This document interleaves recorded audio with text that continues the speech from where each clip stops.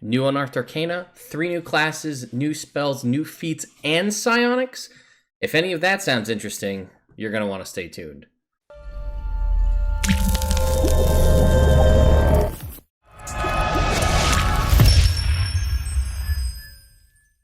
Alright folks, here we are. This is the new Unearthed Arcana that released today.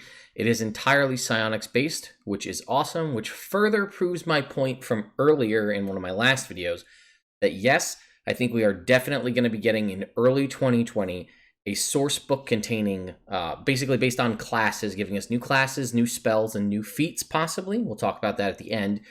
But to a lot of your point that you guys have made in the comments, it seems otherworldly and psionic based from the fact that this has more psionics on top of what we've already seen. So we got a fighter, rogue, wizard, a bunch of new spells that are applicable to most classes, and 2 new feats. So we're going to go through those together, and let's see how we do.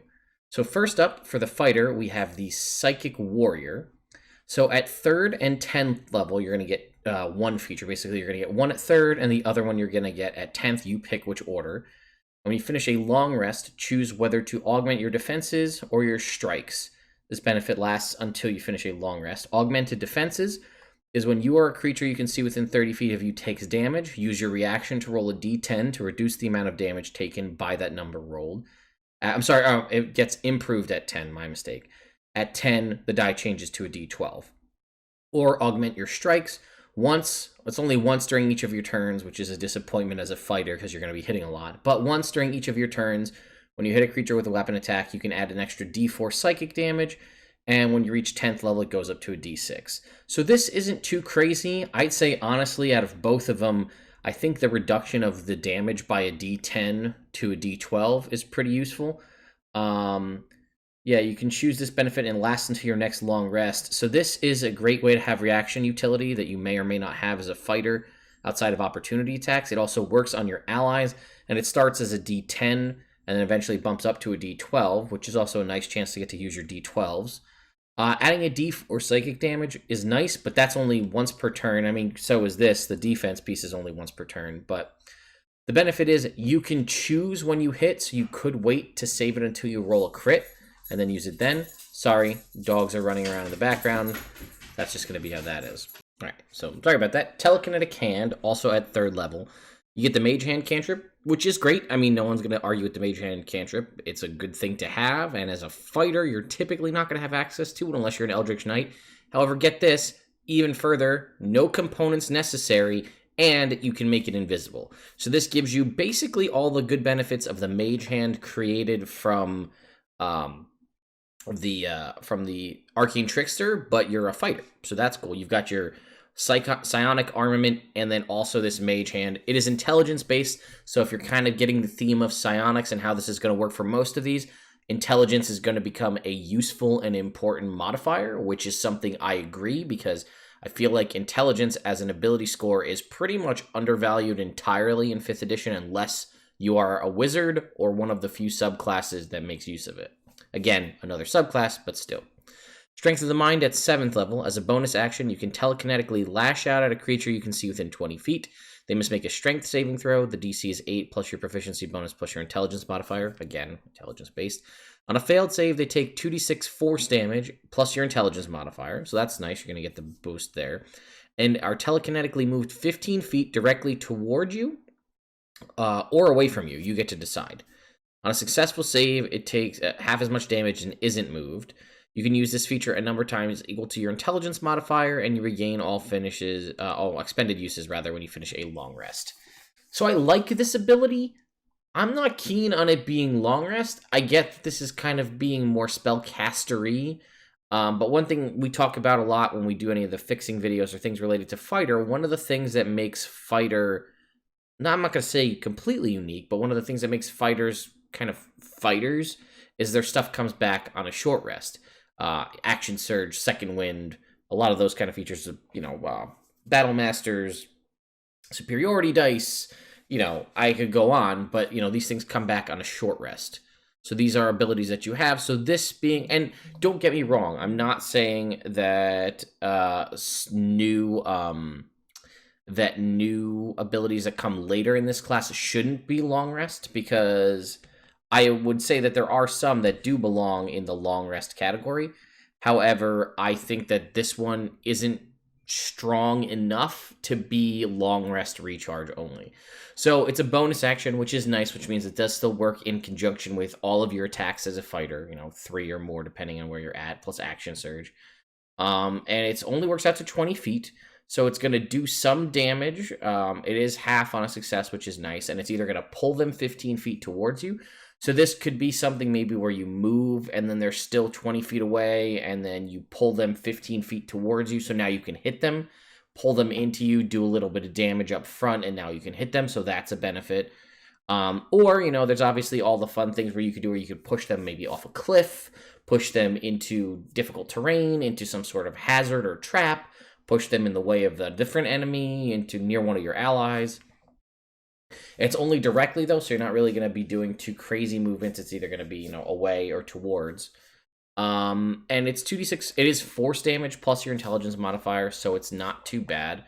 But 2d6 force damage plus your intelligence modifier, that damage and the push, I don't think personally warrants a long rest recharge. Maximum typically of 5 times if it's based on your intelligence modifier. Minimum of 1. Again, I don't think it's bad, and I'd have to play test it or have someone, if you guys get a chance to play test it, let me know. But I feel like that particular ability could be a short rest recharge, and I don't think that would be bad. Telekinetic Bulwark. When you take the attack action, you can forgo one of your attacks to project a bastion of psionic power in a 10-foot radius around you. So again, you're at level 10 currently, so you have 2 attacks, forgo one of them, not accounting action surge. It lasts for 1 minute or until you're incapacitated. For the duration, you and your allies in the 10-foot radius gain the benefits of half cover and advantage on strength saving throws. So half cover is going to be a +2 to your AC, and I think +2 to dexterity saving throws, and then advantage on strength saving throws. Once you use this feature, you can't do so again until you finish a long rest or until after you use your second wind feature. So I like this until after you use your second wind is essentially incorporating short rest. I don't know why they wouldn't just say short rest. That's a weird kind of wording, because we've said when you finish a short or long rest. So this says finish a long rest or until after you use your second wind. So theoretically, you use this, you use your second wind, and then you get your second wind back on a short rest, so then you have this thing back because you used your second wind, is my understanding. The wording's a little weird. If my understanding is the intention, why not just call it short or long rest? 15th level is Agonizing Strikes. Your attack can channel psychic energy. When you hit a creature with a weapon attack, you can also deal 2d10 psychic damage to that target and force it to make a Constitution saving throw, DC 8 plus your proficiency bonus plus your intelligence modifier. Unless the save succeeds, the target falls prone and it suffers disadvantage on all ability checks until the end of your next turn. You can use this feature a number of times equal to your intelligence modifier and regain all uses when you finish a long rest. So this one, I could think fits more in the aspect of a long rest. So it's when you hit, so you can't waste it. And because it's when you hit, it's sort of smite-like in that you could wait till use it until you crit on an attack. So this 2d10 psychic damage could turn into 4d10 psychic damage, which could be something if you use that 5 times per long rest, if you manage to hit consecutively, or if you kind of Nova in a single turn and use this on every attack that you hit with, that could be something. The con save is to knock them prone. So if you happen to hit this on the first attack, they fail the con save and get knocked prone. Now you're continuing to swing with advantage. So again, assuming you're in melee. Therefore, you'd have advantage on those attacks, higher probability of critical hits, higher probability of rolling 4d10 psychic damage, and suffers disadvantage on ability checks until the end of the next turn. I would argue a disadvantage on ability checks until the end of the next turn is more useful than a one-time push as part of the move, but it's a disadvantage on ability checks, so unless you're really planning on doing any kind of grappling or shoving or things, disadvantage on ability checks doesn't come up super often in combat. It does. Certain spells and things require you to make ability checks, but for the most part, I don't really see. Maybe you guys can think of a better use for it. And lastly, Psychic Dreadnought at level 18. Using your reaction when you take damage, you can give yourself the following benefits for 1 minute or until you're incapacitated. The following benefits are, at the start of each of your turns, you regain 10 hit points. Your walking speed increases by 10 feet, and if you're prone, you can stand up by spending 5 feet of movement. Once you use this feature, you can't use it again until you finish a long rest. Again, this is a high-level ability. This is going to be triggered on your reaction, which is nice, which can happen before your turn. So coming to your turn, you can regain hit points. This does not say anywhere in here that you need to have 1 hit point or more. So potentially, if you trigger this while you are as a reaction to taking damage or something like that, and you have 0 hit points, on your turn, you will gain 10 hit points, therefore become conscious and then stand up and be awake. So this can revive you from 0 hit points. So that's pretty powerful in and of itself. And then the movement speed and standing up from prone. I wonder if those are, because it says a nigh unstoppable force on the battlefield. So you're going to get an extra 10 feet of movement. If you are presumably knocked unconscious, you can now stand up for only using 5 feet of movement, still have an additional 5 feet of movement on top of your base speed based on that, and gain 10 hit points. So I think the purpose of that is to continue to keep you up and moving. And again, we're not including any kind of craziness with multi-classing in with this so far. Next up, we have the Roguish Archetype, which is the Soul Knife. This was a Psionic class back in 3.5. I remember because I had a friend who used to talk about his all the time. I never really got too into Psionics in 3rd edition or 3.5, so I can't really speak to it too much but about how it compares, but you guys can let me know in the comments below. So Psychic Blade is your key level 3rd ability here. As a bonus action, you create a magical blade of shimmering psychic power for 1 or both of your hands. But while you have one or manifesting one in your hand, you can't hold anything in that hand. So that's going to hamper your ability to open doors and search for traps, whatever else. You can dismiss 1 or both blades at any time, no action required, and they disappear if you're incapacitated. So that's nice. It's a bonus action to summon them. You can make them disappear, 1 or both, for no action. So it almost is senseful, or makes sense. It almost makes sense to have 2 at a time, because you could just, because it's a thought, right? Psionics, right? You just think and 1 disappears if you need a hand for something, or think and they both disappear. There you go. The blade is a simple weapon with the finesse, light, and thrown properties. Therefore, being finesse means you will get benefits of sneak attack by using it. It has a range of 30-60, which I don't think we've ever seen an item have a range of 30-60. It's usually 20-60 or like 30-80, I think, or something like that, or 31-20. So this is a 30-60 range. It deals 1d6 psychic damage on a hit. If you throw the blade as part of the attack, it vanishes immediately after it hits or misses the target. The blade otherwise disappears when it leaves your hand. So this is going to be something that throws and comes back. So again, another reason why you may potentially want to make 2 if you're going to throw it. If you throw it, then it disappears, so you don't have it anymore. So you'd still have a backup. But since they're simple and light, you can wield both and throw both. So you'd have action, bonus action, after you've already manifested them, since it's a bonus action to manifest. They also deal psychic damage, one of the severely unresisted types of damage in the game. There are things that do have resistance to them. In a lot of, you could be the bane of any bear totem barbarian, theoretically, by dealing psychic damage with these. And I'd have to check, but I believe the way sneak attack damage works is it's the damage of the weapon that you deal. Just confirming here on D&D Beyond, it's an extra 1d6 damage to one creature you hit with an attack. If you have advantage on the attack roll, or it's used a finesse or ranged weapon. Must be a finesse or ranged weapon. So based on that, and my understanding of the way it's always worked, that means that your sneak attack damage, if you're using your psychic blade, is psychic damage. So therefore, even harder to be resisted, and really could make you screw up a bear totem barbarian, especially if they're using a reckless attack, then you've already got the advantage. You're in a good spot there. Then you're also going to get at 3rd level Psionic Enhancement. When you finish a long rest, you gain one of the following benefits of your choice, which lasts until your next long rest. You can communicate telepathically with any creature you can see within 30 feet of you, and if the creature can speak at least 1 language, they can communicate back. So you've got that nice open telecom thing going. This, obviously, if you choose a race or something that gives you that kind of ability, you can forego this one entirely. I believe, the Ghostwise Halfling has this. I think one of the, the Quarry from Eberron have this as well.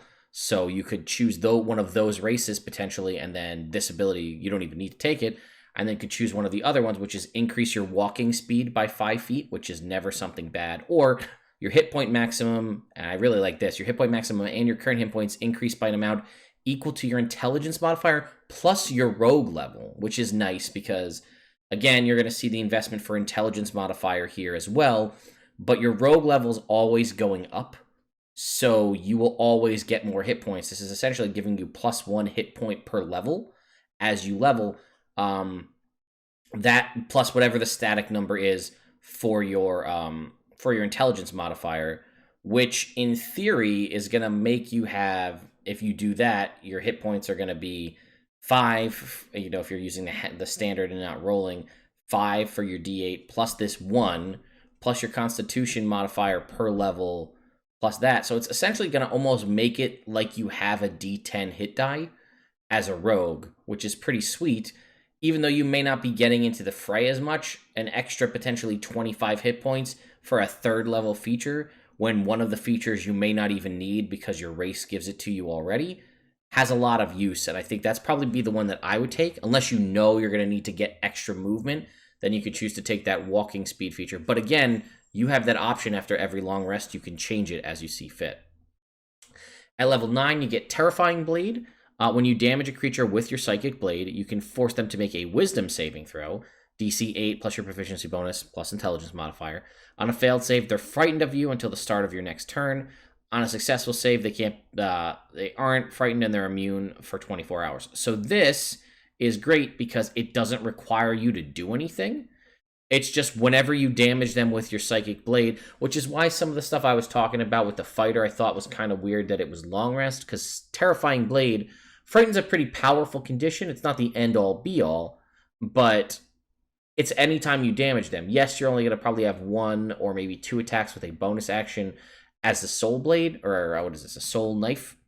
But anytime you damage them with your Psychic Blade, you can make them make the save to be frightened for free as long as you damage them. And again, if you generate 2 and attack once with your action and once with your bonus action, and you hit 2 different creatures, you could then make 2 creatures afraid of you. They just have to be damaged by it. They don't need to, it doesn't need to be like with your sneak attack damage. They just need to get hit by it and take any form of damage. 13th is Psychic Veil. As an action, you magically become invisible along with anything you're wearing or carrying for 10 minutes. The invisibility ends if you make an attack, or force a creature to make a saving throw. You can use this feature a number of times equal to your intelligence modifier, and you get all expended uses back when you finish your long rest. This is worthy of the long rest recharge. This is an invisibility as an action, which is what you would normally get for the spell itself. It is 10 minutes, but it is non-concentration, and the only way it is broken is by when you make an attack or force a creature to make a saving throw. So yeah, this, and I mean, it says when you make an attack or force a creature to make a saving throw. So if you, let's say, have healing potions and you want to drink healing potions while invisible, down to a whole bunch of healing potions to heal yourself up.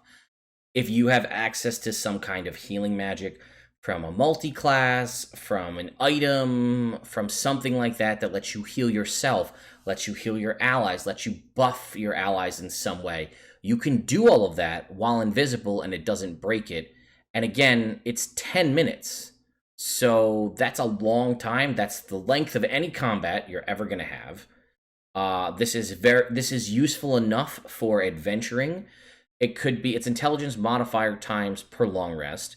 So typically your intelligence modifier is going to max out at a 5.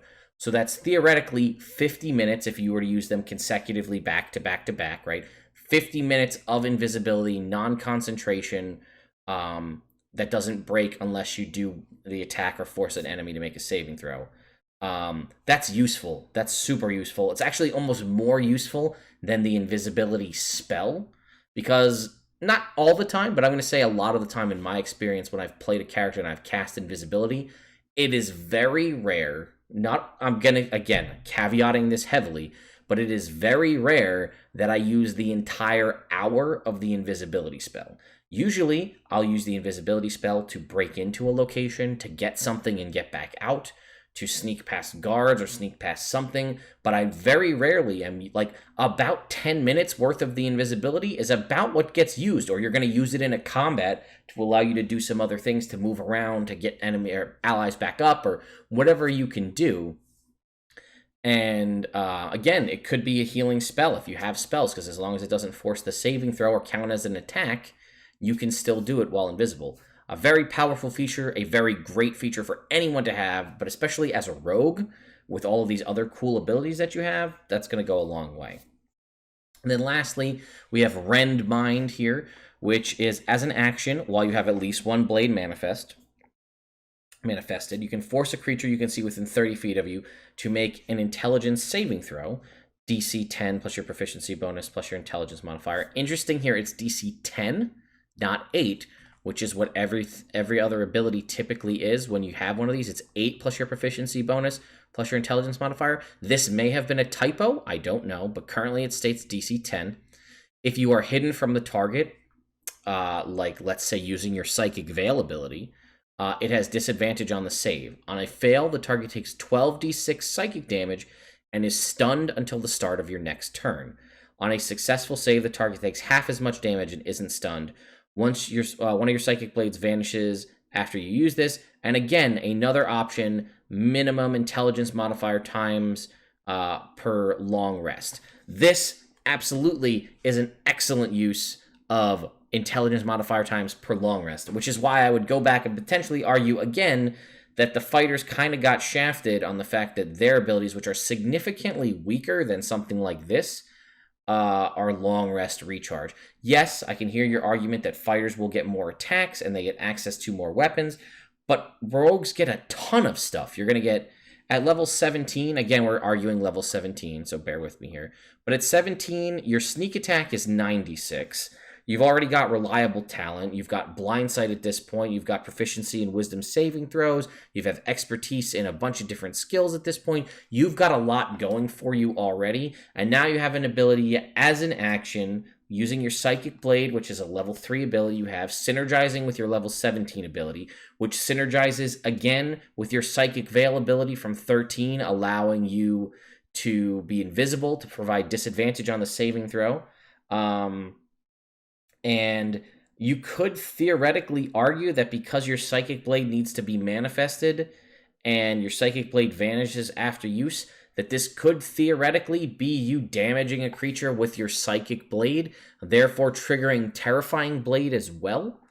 So that would potentially let you use this ability. And then if it fails the saving throw, which it may have disadvantage on from one of your other abilities, it's going to take a whopping 12d6 psychic damage, which is nothing to shake a stick at because you can do that 5 times per long rest, and they're stunned until the start of your next turn. So that may not have a ton of viability for you, per se, because you're going to stun them. This is going to be a huge boon for your allies. I was going to try to see if there's a way that you could get them stunned to provide yourself advantage on your own attacks, but it's your action to do this, and your bonus action, you couldn't do an offhand attack because you didn't technically take the attack action for it. You're forcing a creature to make a saving throw, which again would also end your Psychic Veil, but it still synergizes very well. I think that's a very strong ability. I think it's a nice way to break up the attack rolls. If you don't typically roll really well and you don't have you don't want to roll to get an attack and miss, this gives you the opportunity to try to do some extra damage. The save is too higher than anybody else's will typically be at your level. And it has the ability to also stun. And it's half on the save, so that's pretty good. And lastly, we have the Arcane Psionic Tradition. So whether or not this squashes the Mystic completely, I don't know. A lot of us have been talking about, and people have been requesting an update to the Mystic. I did a very, very long video where I was falling asleep during the video trying to cover every little bit of the Mystic in the past. We've heard from Jeremy Crawford. Whether or not they're throwing this out the window with new staff in, I don't know. But when I spoke to him personally, the thought process was we're not putting in any new classes unless the setting calls for it. So Eberron needed the Artificer, so the Artificer happened in the Eberron book. If there is a new setting coming out that they're releasing for 5th edition Dungeons & Dragons, a campaign setting that requires psionics, which, yes, you can argue there are several that do, then theoretically the mystic would appear. It seems that whatever this source book we're likely going to get in April to May of 2020 is going to be a class-based source book, clearly with a bent on psionics. So there's the potential that we may be getting the mystic in there. If you recall back when Xanathar's was coming out, we got Unearthed Arcana every week leading up to the end of the year, so that when they made the book come out in like April of that year, everything was playtested, and some of them got second rounds of playtest. That's why I'm sure we're getting Unearthed Arcana so frequently now. But anyway, Psionic Wizard Arcane Tradition. At level 2, you get Psionic Focus. There's a table we're going to have to look through in a second here. You've learned to channel psionic energy through a specific object, your Psionic Focus. While the Psionic Focus is on your person, you gain the following benefits. It's a spellcasting object for you, or spellcasting focus for you, and when you roll psychic or force damage for any wizard spell, you can reroll any of the damage rolls that are a 1, but you must use the new roll. If your Psionic Focus is lost, you can magically recreate it by meditating for 1 hour during a short or long rest, at which point it appears in your hand. So that's cool. It's sort of like some of the sorcerer abilities let you reroll ones. It's kind of like that. Your Psionic Focus. Every member of the Psionic tradition has a story about their Psionic Focus. Think about the event that brought your Psionic Focus to you probably holds significance. Did your master give it to you upon completion of apprenticeship? Was it awarded to you for graduating at a wizard academy? Did you find it in a jeweler shop? The form your Psionic Focus takes is also yours to define, likely being a reflection of how your magic came into being. A symbol of your own psyche, an item used to focus your thoughts, a handheld object that has special meaning to you, but that can't be a weapon or magic item. Perhaps it's a childhood memento, the skull of an alien creature, a crystal that makes you feel a certain way, a coin on the land that only lands on its edge, a fire-scarred planchette. Anyway, you basically choose what this is. It's yours, and you decide how to handle it. Psionic Devotion. Your study of the psionics begins to unleash your mind's potential. You gain one of the following cantrips: Friends, Mage Hand, or Message. You learn that cantrip if you don't already know it, and it doesn't count against the wizard cantrips you know. So you start with 3 as a wizard. This gives you 4 at level 2. While your Psionic Focus is on your person, you can cast the chosen cantrip as a bonus action, which is huge, requiring no components, which is also nice.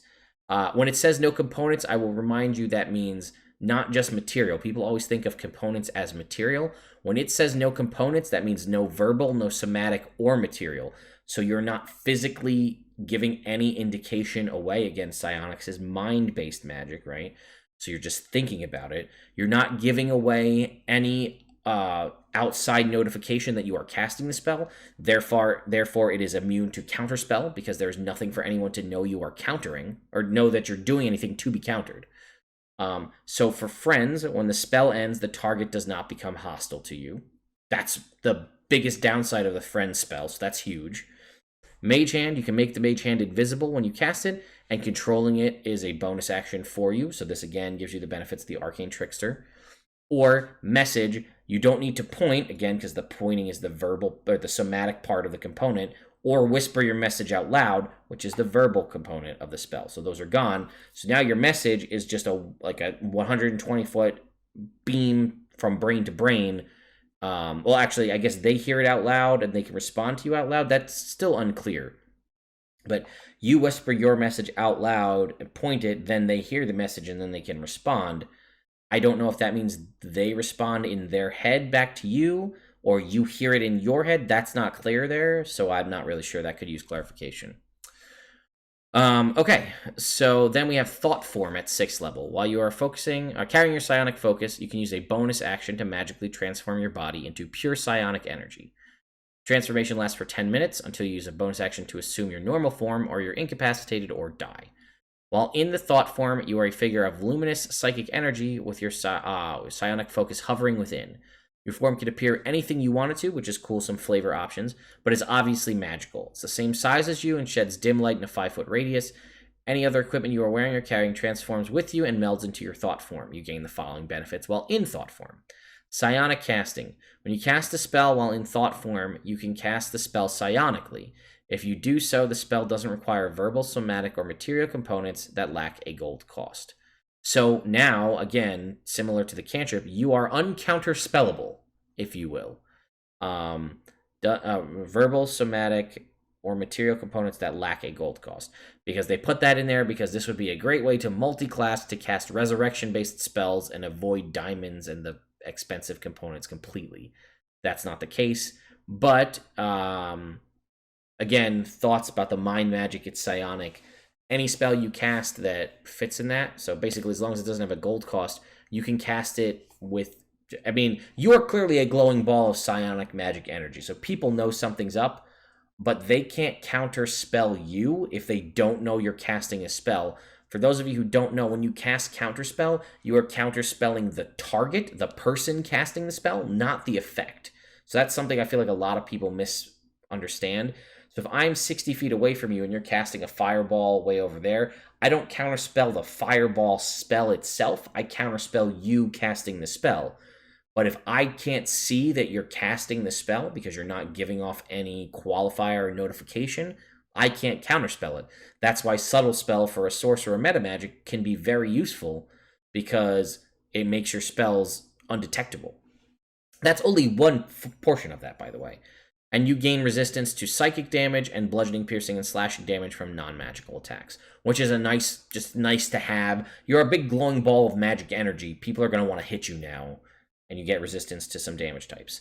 And you can transform using this feature. See, again, a number of times equal to your intelligence modifier, minimum of once. Regain all expended uses on a long rest. Again, this and all of the rogue abilities arguably way better and way more useful than the couple of abilities that the fighter got, and theirs are limited to long rest recharge. I feel like some of those should be short rest. Personal opinion. Let me know what you think in the comments. 10th level, you're going to get 2 abilities, which is kind of different for a wizard here. Your Mind's Power, choose one of the following spells here. Dominate Person, Scrying, or Telekinesis, which are nice spells here. You can add the spell to your spellbook and cast it without components, which is nice. I'm not sure what components Dominate Person, Scrying, or Telekinesis has, but again, components means verbal, somatic, and material. So again, you can now literally use your telekinesis power with your mind by not indicating that you're doing it with any kind of movements or speaking. Or a Dominate Person, which is even more powerful. You can just look at somebody and think it and potentially dominate them, and no one knows that you're trying to do it because you don't make any outward, no notification, no, kind of appearance that you're doing it. And on top of all that, you can do it once without expending a spell slot. After you do so, you regain the ability to cast it without a spell slot when you finish a long rest. So all of that cool stuff. Plus, you still have Arcane Tradition, where you can regen spell slots on a short rest as a wizard in general. But now you have one of those 3 spells for free, which could be really big, because you're going to know it. It doesn't count against, I think it says you add it to your spell book, so you know it. So that's great. You have it already. You don't need to use components to cast it, and you get 1 freebie use of it, which could be the, you know what, I've got Dominate Person once a day for free. Hell, I'm just going to try it. You don't even technically need to prepare it to cast it without the spell slot. So you could not prep that spell for the day, and hey, I'm just going to try it. We'll see if it works. And then on top of that, also at 10th level, when you deal psychic or force damage with a wizard spell, you add your intelligence modifier to the damage against one of the spell's targets. So that is pretty useful. This is going to take some of the new spells that we've seen coming up here. Force damage for Magic Missile is nice, but it specifically states against the damage against one of the spell's targets here. So this is how you kind of get around not dealing with the craziness of Magic Missile and the extra damage for Magic Missile. Since Magic Missile adds to, it's 1 damage roll, and if you add to the damage roll, you'd apply it multiple times, but it's only to 1 target. So even if you hit the same target with multiple Magic Missiles, it only hits the 1 time. And then Thought Travel, while using your Thought form, so this is your big glowy form thing from level 6. You have a flying speed equal to your walking speed, which is nice, and can hover. And you can move through objects and other creatures as if they were difficult terrain. You take 1d10 force damage if you end your turn inside an object. If you return to your normal form while inside an object, you are shunted to the nearest unoccupied space and take a d10 force damage for every 5 feet traveled. So again, this ability uses intelligence modifier per long rest. It lasts for 10 minutes. And now during that time, you're going to get the freebie casting spells without components. You're going to have resistance to psychic and bludgeoning, piercing, slashing from non-magic. And you're going to be able to fly now and move through objects. So you could theoretically just go through walls in like a castle. Like, hey guys, we got to get into this room. I don't have the key to get into the door. Hang on, I'll just whoop through the wall. And as long as I don't end my turn inside the wall or the door, I won't take any damage. Or I think they're about 30 feet that way. I've got 30 feet of movement. Let me just go through the wall this way. And again, thought form in all of this does not say anything about being concentration, so you can do this while concentrating on other spells. So it has a lot of useful abilities there. So that is that. Then they add this really, really nice, I'm not going to go through this because this isn't as important, but they add this really nice flavor piece to it, and I really, really like this. It says Psionic spells. Spell selection is part of what defines a wizard and their individual fields of expertise. When creating your Psionics wizard, consider spells that are thematically appropriate for that tradition. Psionics as a theme generally includes spells that do the following. Contact or manipulate minds, allow the caster to perceive distant locations or planes, alter perception, move objects and creatures, teleport, deal psychic or force damage. And then it gives you a list of 1st through 9th, or 0 through 9th level spells. Here's a list of wizard spells that fit these themes. Spells marked with an asterisk are spells presented in this document.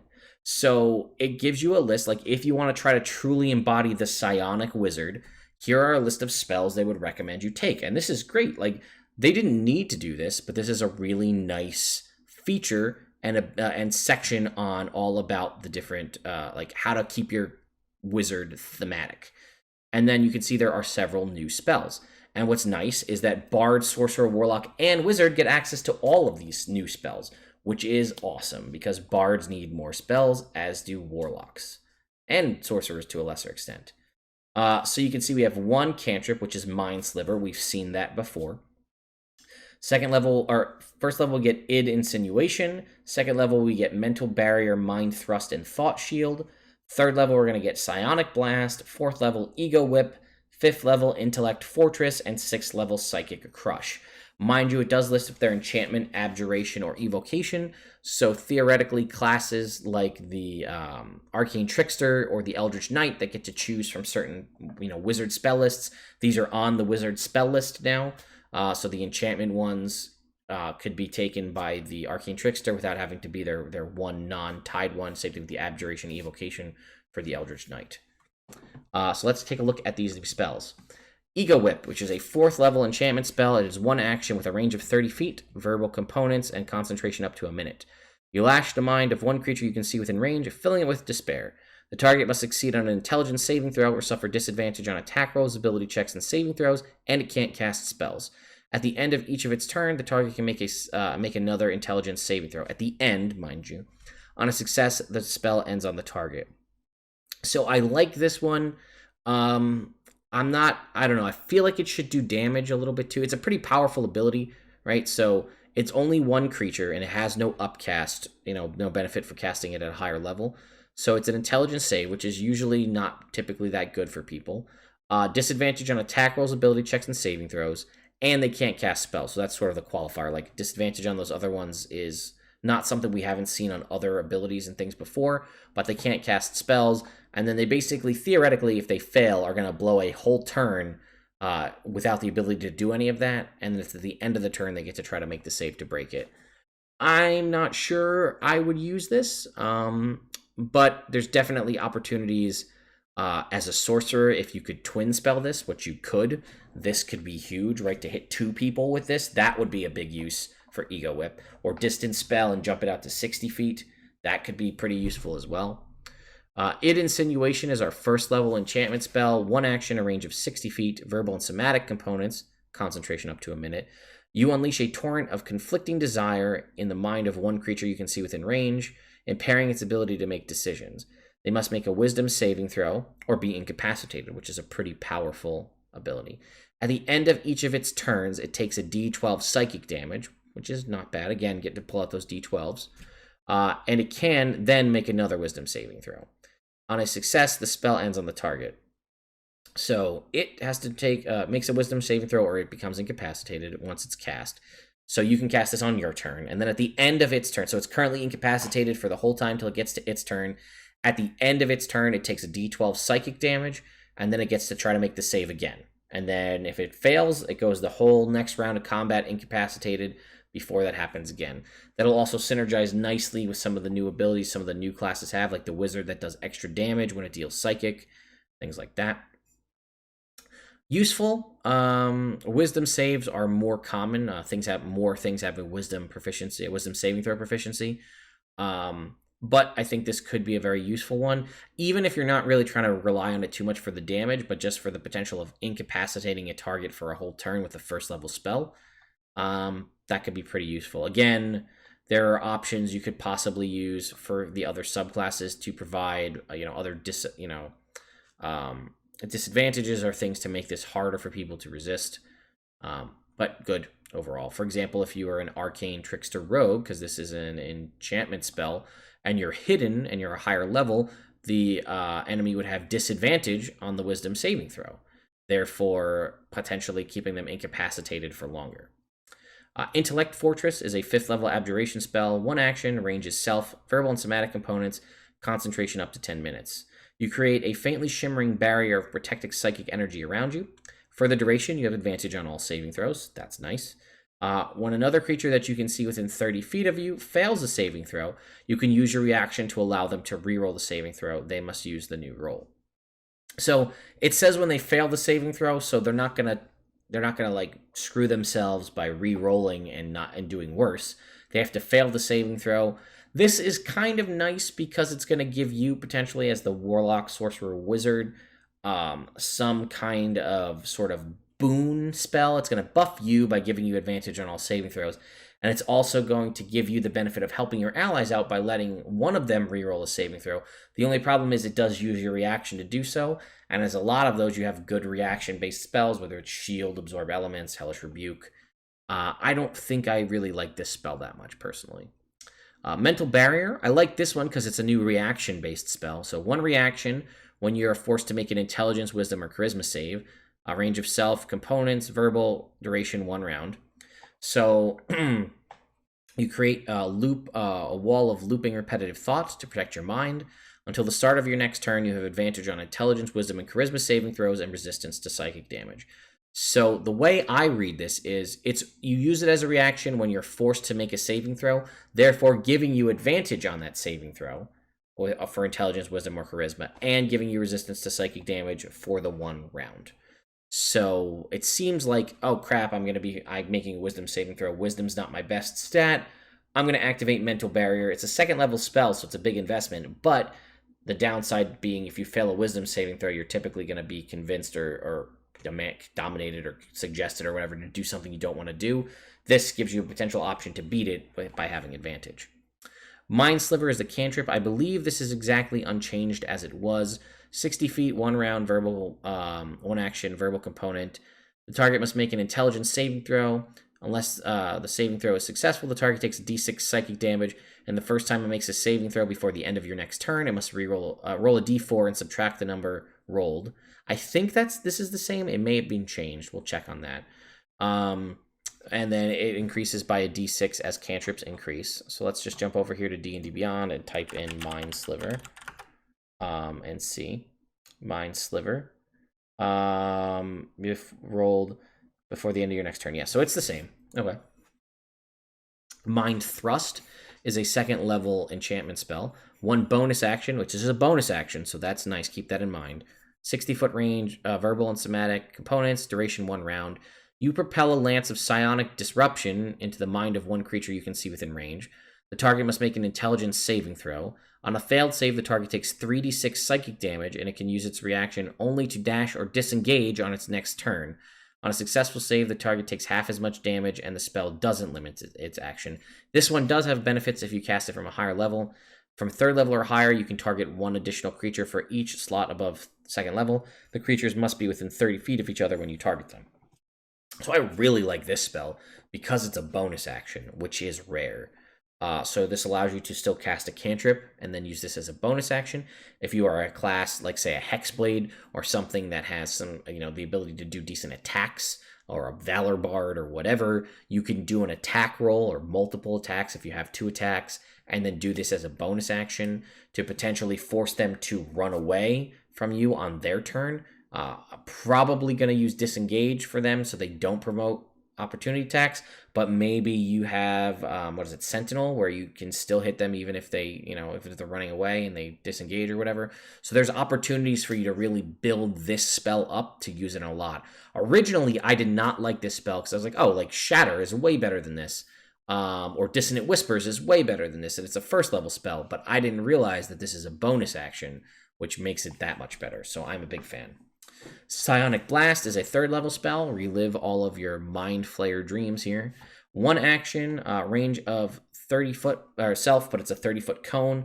Verbal components and instantaneous duration. You unleash a destructive wave of mental power in a 30-foot cone.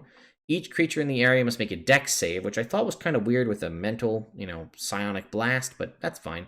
On a failed save, the target takes 5d8 force damage and is pushed 20 feet directly away from you and knocked prone. On a successful target, the target takes half damage, isn't pushed or knocked prone. And from each spell slot of 4th level or higher, they deal an extra 1d8 force damage for each slot above that. So I really like this spell as well. It's force damage, which again, not very easily resisted as a damage type. I was a little bummed to see it's a dexterity saving throw. That's a pretty common save that a lot of folks have. But it's the dex save, it's the push, and it's the prone.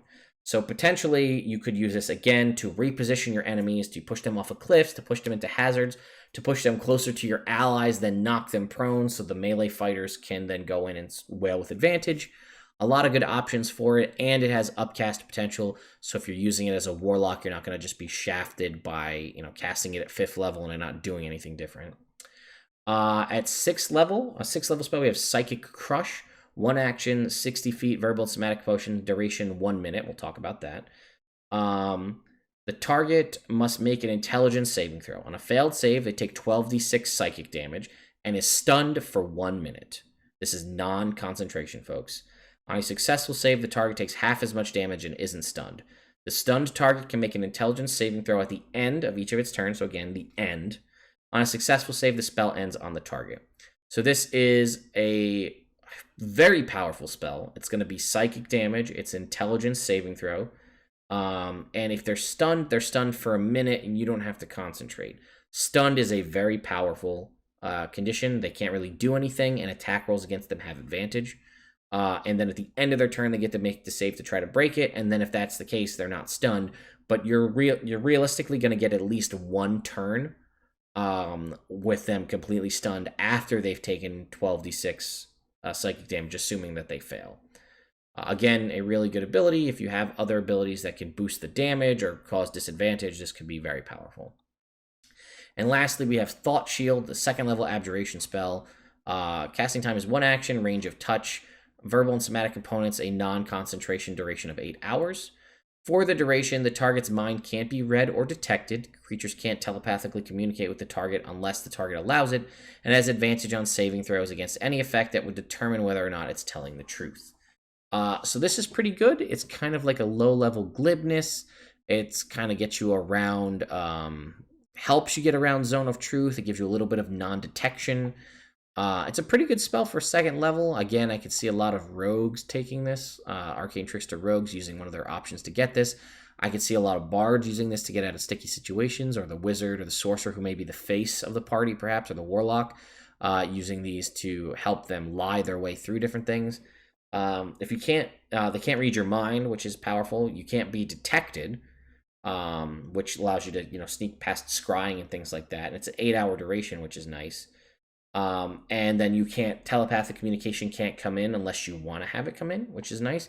Also a good way to block out parties who have annoying telepathic abilities you don't want to deal with. And then we actually got 2 new feats, which I was surprised with. So if you recall, I did a video a while back where I had again spoke with Jeremy Crawford at D&D Live and said, like, why are we not getting more feats? And his thought process when we talked then was that nobody really liked the idea of feats, or people, you'd have to watch the video to see exactly what I said. That was fresher in my mind at the time. But basically, the feedback that they'd gotten was that people weren't really using feats as much. They didn't want as many options, so that we weren't going to get new feats. And I was shocked by that. I think a lot of you were too. But apparently maybe we're going against that. Maybe the feedback has come back strong in the other direction, that feats are something people want. People want a lot of new feats to allow customizability within their classes. If we're going to get a source book for classes and players, that will be a good time to give us new feats, new racial feats, and things like that.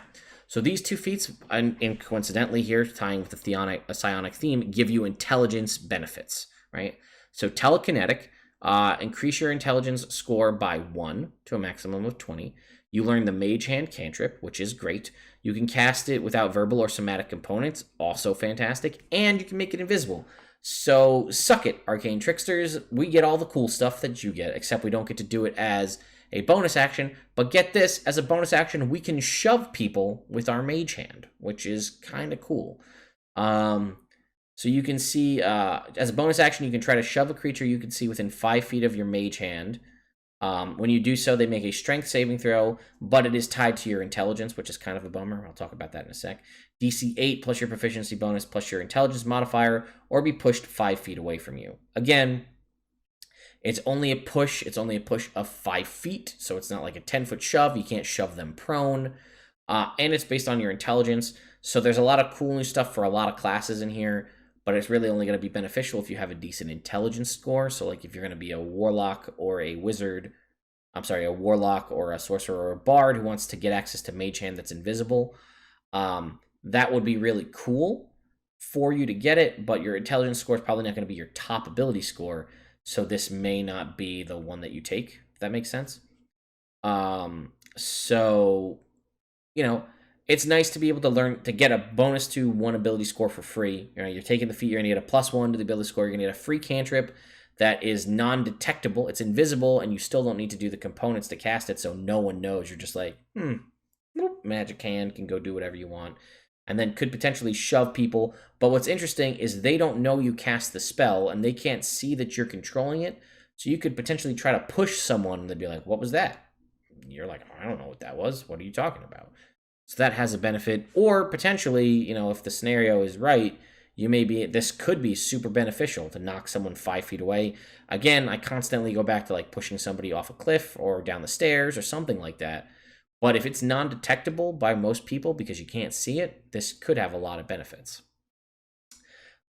It does specifically say you can only try to shove 1 creature, so you can't like push an object, which is unfortunate. So you're still limited by the weightlifting ability of the Mage Hand to push things.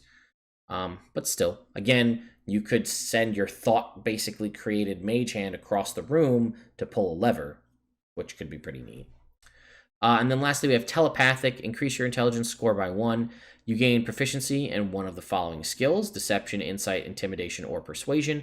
And you can communicate telepathically with any creature you can see within 30 feet. If they can understand at least 1 language, it can respond to you telepathically. So again, another great feat that's going to give you proficiency in one of 4 different skills, which is awesome. That's a great feat right there. Plus a +1 to an ability score. Those two combined are good. We saw a lot of feats in the old Unearthed Arcana that was +1 to an ability score, proficiency, in a skill, and then expertise in that skill, or double your proficiency bonus in that skill. We've got basically proficiency, +1, and then now free telepathy, which is awesome. That's something that's very hard to get, and something that would be extremely useful for almost anybody to have.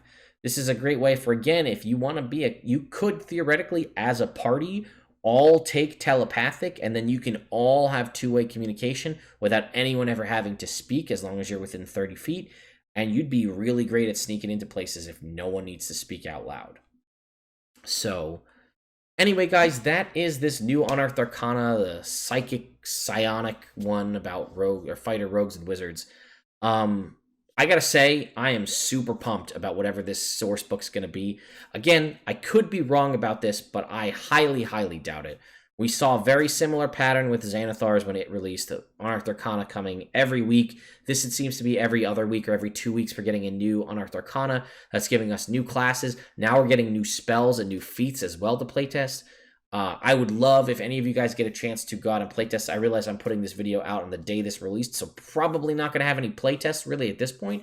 But if you do get a chance and you come back to this video later on, please leave me a message in the comments down below on this. I'm sorry this video was so long. I'm clearly very animated about this. I feel very seriously about these classes and these spells. There's a lot to go over, and I'm very excited about it. And rather than just me going through and reading everything, which I have done in the past with more recent stuff, There was a request to put more of my opinion in these videos and my thoughts on these.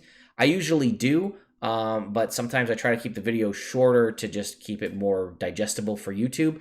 But there's a lot here to unpack, and I really thought it was worth going into it all in depth.